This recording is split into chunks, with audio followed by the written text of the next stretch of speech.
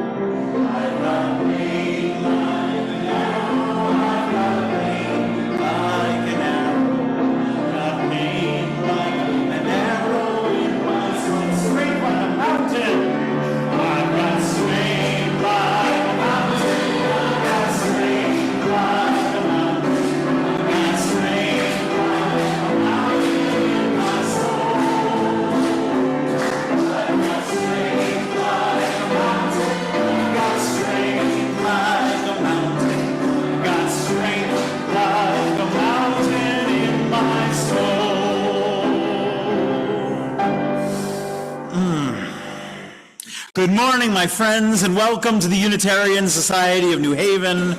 We are a congregation that remains dedicated to answering hate with love, to answering aggression with an unwavering pacifism, to answering oppression with justice, and to answering the temptation to yield with an undying, joyful call onward. Let this be a morning of joy, for it is through joy that the work of spirit and earth can and will be done. Some small ways that we live out our values include providing hearing assist devices, located at the back by the streaming table. We also believe very strongly that as we work for justice and equity, we need to balance that work with self-care. In that vein, today you shall be fed. After the service, join us for a cookout, meeting in the social hall. The rain is going to hold off until later this afternoon. There, I said it. Join us for this cookout in the social hall after the service. And thank you to those of you who brought some food to share. Also, speaking of nurturing both body and mind, we have an innate need to play. And my friends, on August 10th, play we shall. For following the service on that day, there will be the 5th annual Olympic Games. The Olympic Games are non-competitive, joy-filled lawn games, art, and also just chances to chat and play. These games are open to children and adults alike. There is a sign up for it so that we can get an idea of how many people to prepare for, but if you don't sign up, come anyway. The Olympics are open to all. Lastly, in terms of self-care, we also want to make sure that everyone knows that you are invited to join us over Labor Day weekend in Beckett, Massachusetts for the Labor Day retreat. If you would be so kind as direct yourselves to the folks in tie-dye shirts. After the service, they will give you directions and information and help you to sign up. That being said, let us silence our devices. Let us settle ourselves into a place of love and a place of joy for this morning's worship.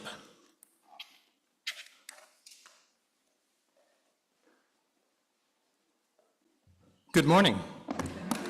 My name is Jonathan Dean. My pronouns are he, him, they, them. I'm your new ministerial intern coming September, and this is a preview of me. I tend to have a soft voice, so if I get off, just give me some hand signals. I will get closer to the microphone, and so we can make sure that you're hearing me as I learn how to speak a little bit more effectively in public. Let us join together in a call to worship while Jesse lights our chalice. The call to worship is called In Faith by Sunshine Jeremiah Wolf. This is a congregation that gathers in faith, not faith in one religion or one God or any one way. We gather in faith of the power of diversity, the power of love, and the hope of a world transformed to which we care.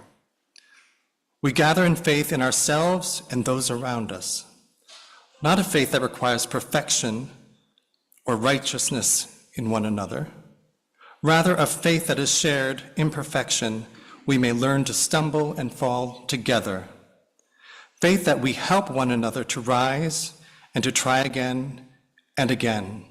We are Unitarian Universalists.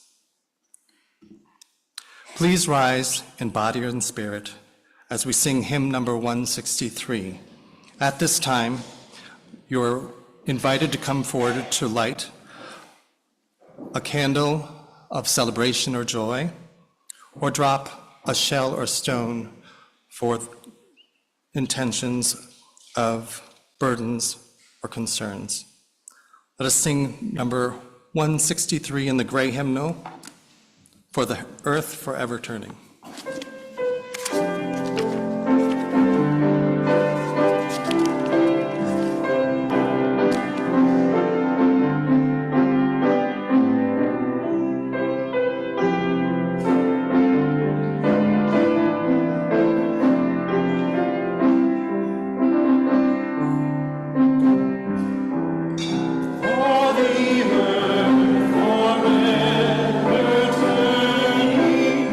For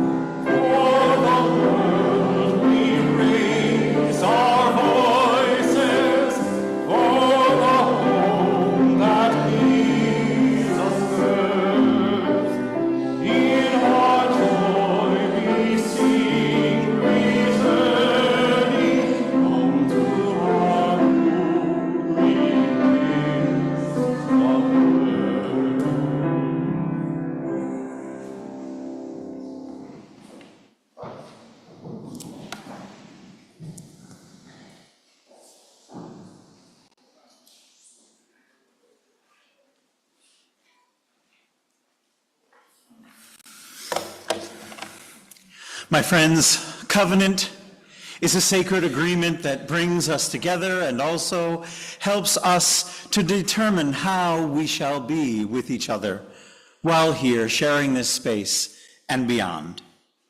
If you would, please join me now in reciting the words that appear in your order of service or in the chat on the live stream as we reaffirm our USNH covenant. We covenant together to create and nurture a culture of respect and kindness, and to engage in the spiritual and everyday practice of loving more generously. To this end, we will strive to be open, to value differences, listen deeply, use kind language, speak our truths, work with conflict, and seek humor and joy.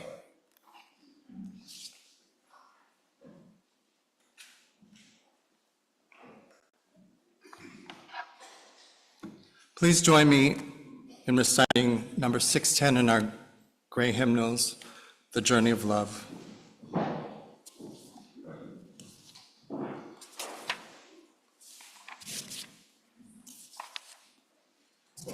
There we go. Where in our hearts is that burning of desire? It's true.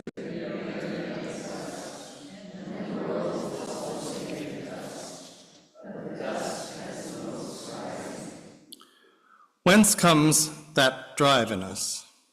We look to the starry sky and love storms in our hearts. Whence comes that storm?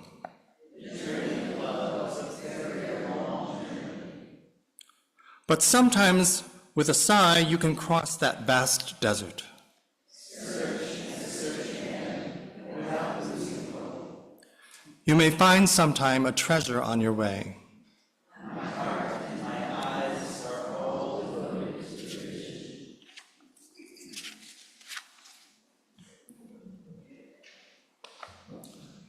Please join me in meditation. Take a moment to enter into your posture of meditation. Take a few cleansing breaths in and out. In and out. Soften or close your eyes and continue breathing in and out. Let us take this time to focus on joy. Memories of joy from childhood. Breathe in and out. Leave behind the troubles for this moment. Leave behind the fears, the worries, the negative for this one moment. You may enter into your memories of childhood or listen and bring those images into your mind. Giggling and smiling is always allowed. Perhaps a vision of the joy of blowing bubbles on a warm summer day. Joy of playing a game of tag outside. Swinging on swing sets and laughing loudly as your belly bounced. Breathe in. Breathe out. Making a fort out of sheets in the living room on a rainy day. Kisses from the new puppy and the family dog that was much beloved. Swimming in the water until your lungs felt heavy. Singing with friends to a favorite tune. Playing ball with your friends or family. Sitting under a tree, making daisy chains or dandelion crowns. Having your favorite dessert on the best day ever. Watching the clouds and making pictures of them, lying on the ground with your favorite adult. Take time as we remember in silence, giggling and smiling.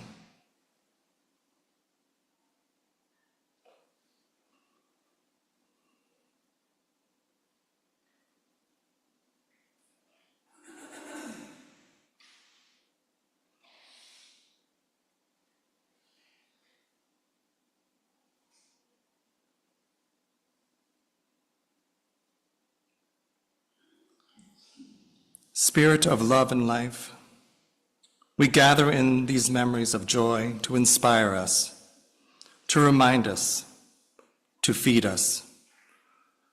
The love we need to bring ourselves and to others in this most challenging of times. Please be present for those who have lost, who need strength, and remind us that we are never alone and we are community. What the world needs now is love, sweet, uncomplicated, joyous love. Let this be so.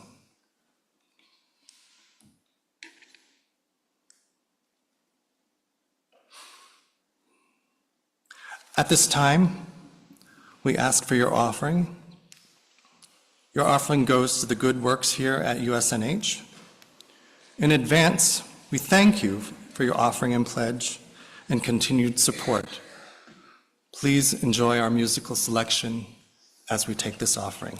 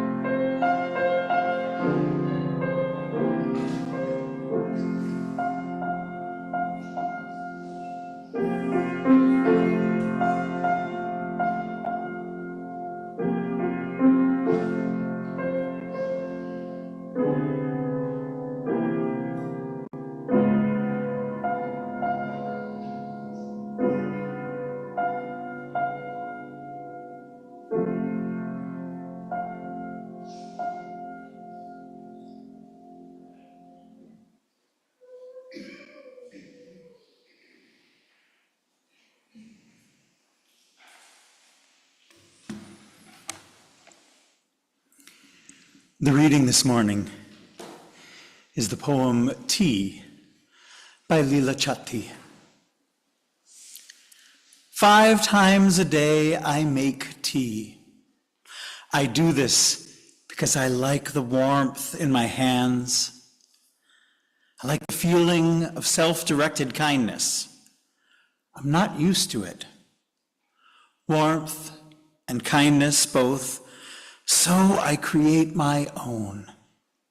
When I can, it's easy. You just pour water into a kettle, turn the knob, and listen.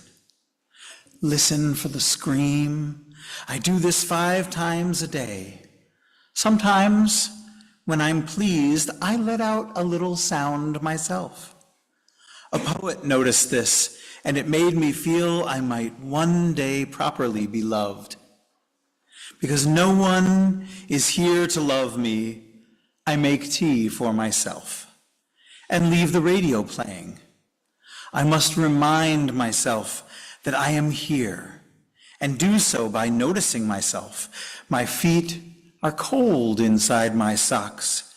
They touch the ground. My stomach churns. My heart stutters. In my hands, I hold a warmth that I make. I come from a people who pray 5 times a day and make tea. I admire the way they do both, how they drop to the ground wherever they are, drop pine nuts and mint sprigs in a glass. I think to care for the self is a kind of prayer. It is a gesture of devotion towards what is not always beloved or believed. I do not always believe in myself or love myself. I am sure there are times I am bad or gone or lying. In another's mouth, tea often means gossip, but sometimes it means truth. Despite the trope, in my experience, my people do not lie for pleasure or when they should, even when it might be a gesture of kindness. But they are kind. If you were to visit, a woman would bring you a tray of tea any time of day. My people love tea so much, it was once considered a sickness. Their colonizers tried, as with any joy, to snuff it out. They feared a love so strong one might sell or kill their other loves for leaves and sugar. Teaism sounds like a kind of faith I'd buy into, a God I wouldn't fear. I think now I truly believe I wouldn't kill anyone for love, not even myself most days. Most days I can barely get out of bed, so I make tea. I stand at the window while I wait. My feet are cold, and the radio plays its little sounds. I do the small thing I know how to do to care for myself. I am trying to notice joy, which means survive. I do this all day, and then the next.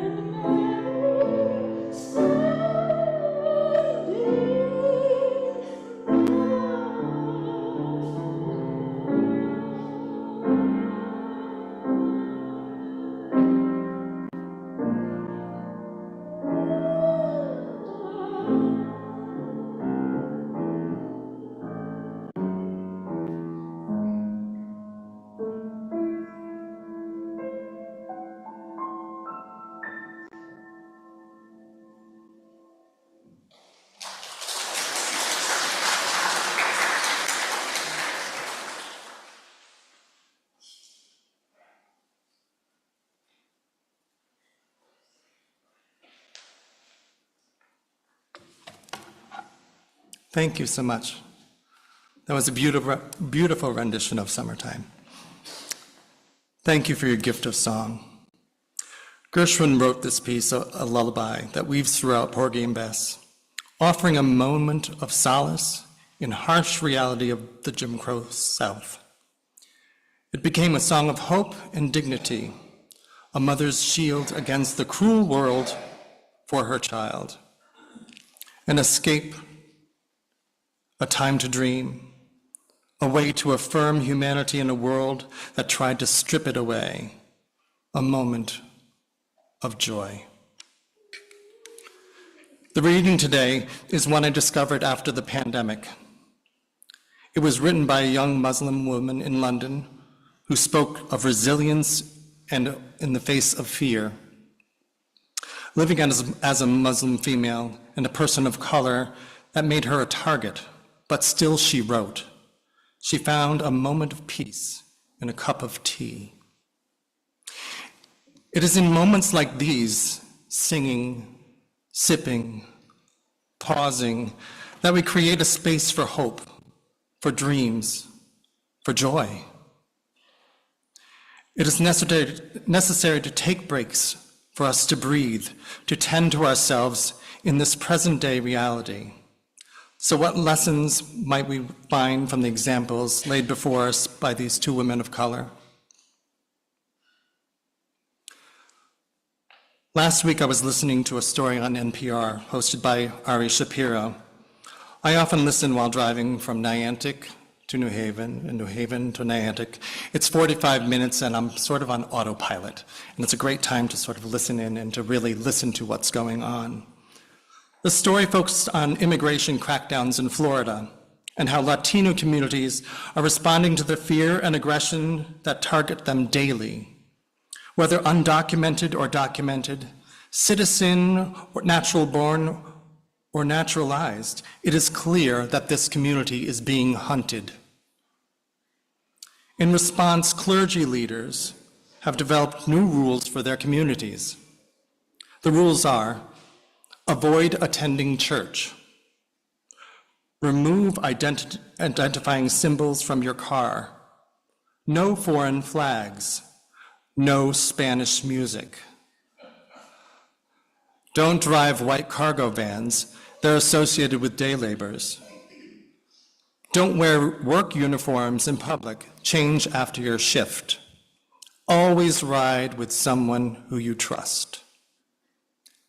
The point is, as one interviewee put it, it's not just about immigration. It's about erasing our identity. It's about becoming invisible to survive. What rules do you have to live by daily? Do you have any? These rules felt eerily familiar to me, like hearing a melody you know by heart through the lyrics you escape. I know this song. I know this fear. As a gay man, I came out in the 1980s. I shattered the closet door my first day of college. I would never look back. But the rules were still there. The rules back then were: don't walk alone when you're in gay spaces. Go in groups. Always check your surroundings. Don't trust the police or any institutions. They are dangerous. The rules and protections of society did not apply to us. Grow a thick skin. You're going to be harassed. You may even be assaulted. Violence against the LGBTQIA+ people was ignored, even accepted back then.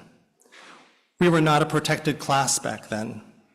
And now in 2025, I wonder, are we going backwards? Are we there yet?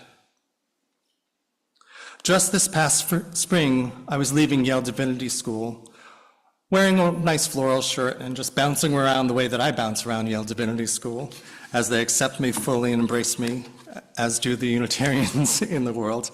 And a truck drove by quickly, and one of the passengers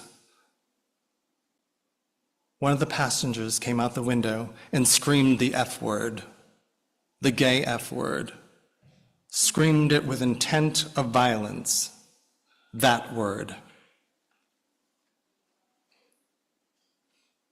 A month later, it happened again in my home of Niantic. I was just coming out of the gym, donning just gym clothes. I was shook by how little it shook me, because it was familiar to me. It was like an old friend visiting, well, not one that I want, but an old friend that sort of was out there. The rage and the fear, they all came later. I work as a psychotherapist. I work with LGBTQIA plus people. I work with people who are on the autism spectrum or neurodivergent. I work with young people navigating identity, adults coming out later in life.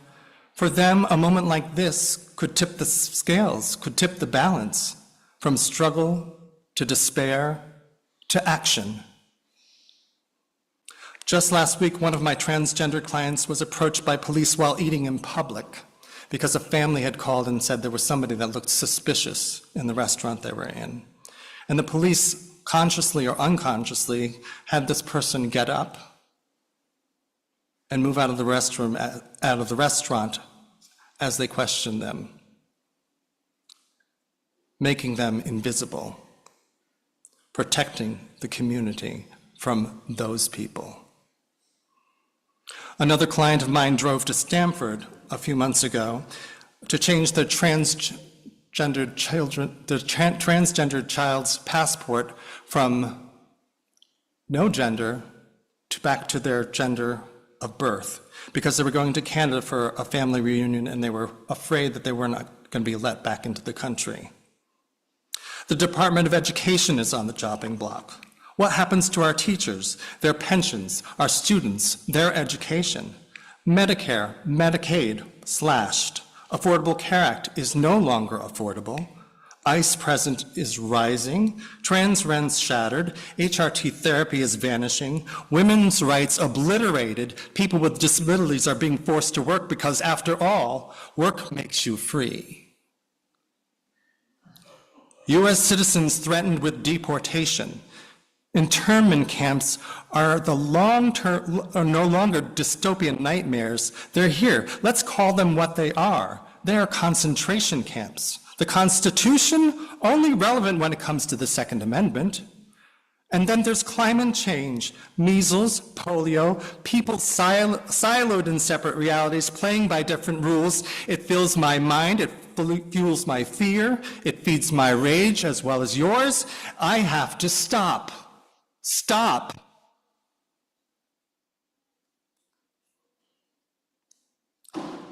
My former pastor, Reverend Carolyn Paterno, of All Souls in UU in New London, once asked in a sermon after the last election, "What fresh new hell is this?" A century-old line from Dorothy Parker, delivered with Carolyn's characteristic sarcasm, but still so fitting. I laughed, and then I paused. This can't be how we live. But fear and anxiety had crept in among my friends, my family, my clients. Yale Divinity School was in tears for a week. The dread was real. I've spent these past 25 years in private practice as a marriage and family therapist. My clients are often neurodivergent from teens into adulthood.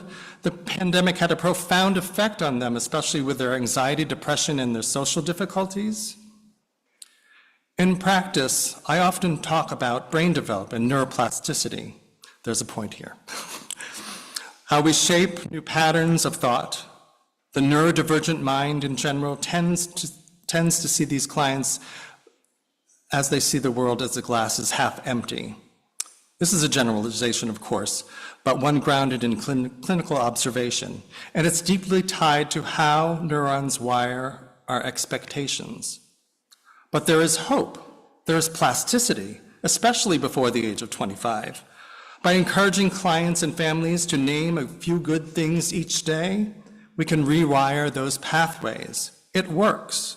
I see clients to go on from resisting things to trying new things, even if it's to just try a piece of watermelon. And me, after the pandemic, after these elections, I was burnt out, caught in a spiral of doom and dread. So I decided I should change my lens. Now, each morning, when my 2 rescue Labradoodles wake me up, I now ask them, what new kind of joy will we find today? What joys can we discover? Not because I'm Mary Poppins. I'm not really great with the word supercalifragilisticexpialidocious. It doesn't come right off my tongue. I'm not even a morning person. I'm sort of a reluctant optimist, which I coined for myself. But I ask this to front load my day with joy, because joy is powerful. Joy is my protest against this craziness. Joy is my vaccine. I don't look for big moments, just little sparks to string my day together. The swaying of oak limbs in a summer storm, a father twirling his daughter in a gas station parking lot, the deli owner where I go for a lunch in practice. We bebop around the joint and we sing, we dance. A child saying thank you being prompted by their parent for the first time. The smell of cinnamon toast. The sounds of the waves. Sun, warmth, snow, rain. Small moments of joy. The big ones do come as well. These are the moments that draw us to see joy, to be in joy. Joy doesn't erase fear or anger. It doesn't.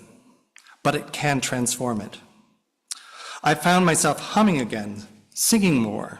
Tears come easier, especially when I see humanity at its finest. I live in Niantic, Connecticut, just a half-mile from Long Island Sound. My backyard is Rocky Neck State Park, which becomes electric with joy during summer nights.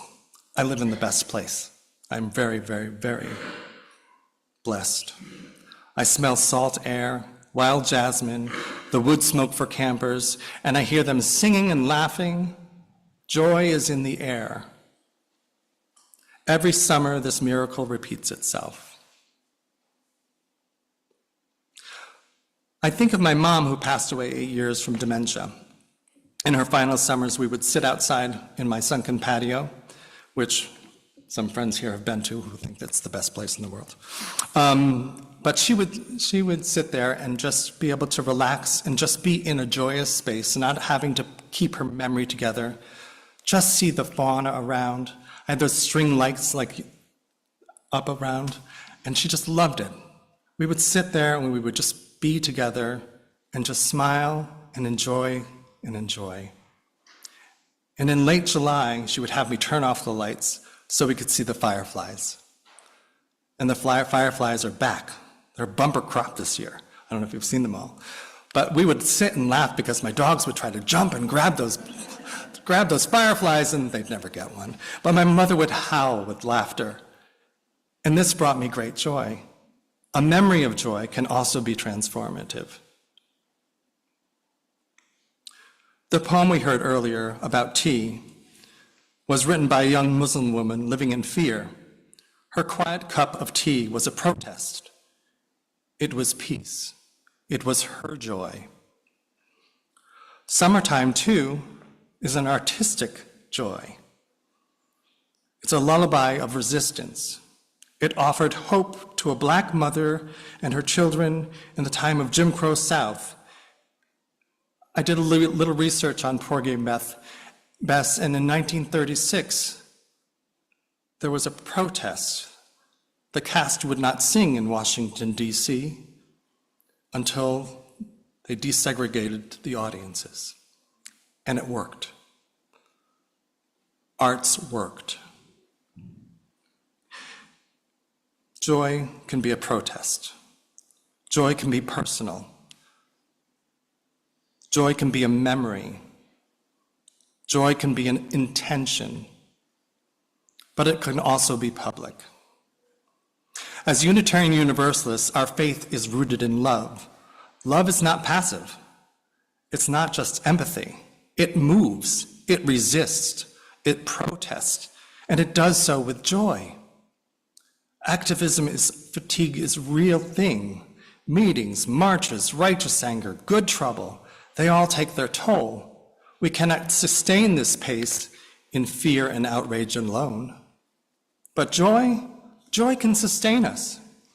What if we brought joy to the picket lines? I know that when I go to the picket lines, I really enjoy seeing the people that I'm there with, and I enjoy the moment. What if we sang while we were writing those postcards? What if we told stories not only to resist, but to celebrate? No one can steal our joy. Even science agrees with us. Joy and love release healthy chemicals of dopamine, serotonin, and oxytocin. It's a good thing for our bodies, people. Joy protects us. Joy is healthy. Love heals us. As Unitarian Universalists, we are so called to this. Not I, but we. We are not locked down by fear or anger. Our community breaks that lock.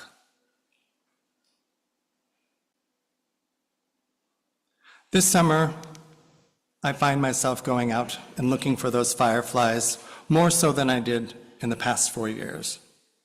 And I find some peace looking at those fireflies and bringing back those memories. Every morning I start with my mantra, talking to my dogs. What type of joy are we going to find today? And it loads me up. It fills me. It moves me forward. Not because I ignore what's wrong, but because I refuse to let fear and anger have the final word with me. So I say to you, as a therapist, as a gay man, as a son, a budding minister, a person of faith, and now as I'm becoming one of your community, say yes to joy. Seek joy in our community. Just show up. Even in the face of fear, especially in the face of fear, bring your joy. I wish you peace, love, and joy, and let this be so.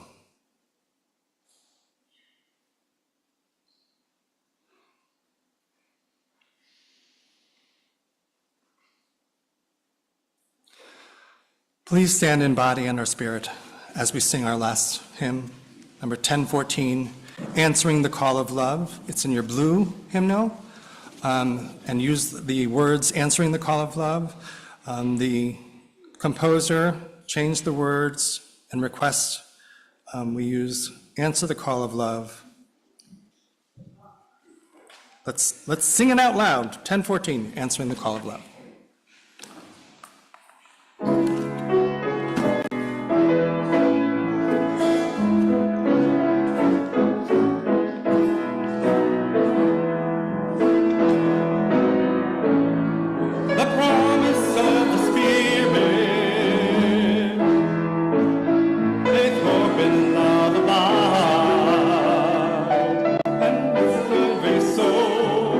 Is blessed and made whole.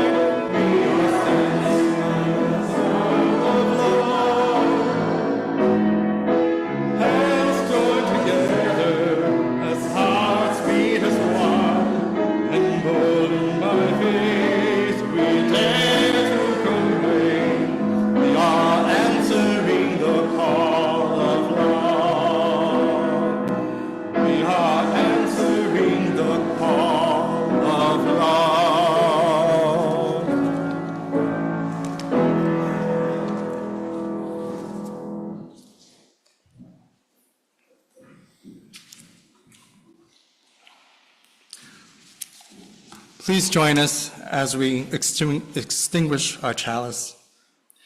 We extinguish this flame, but not the light of truth, the warmth of community, or the fire of commitment.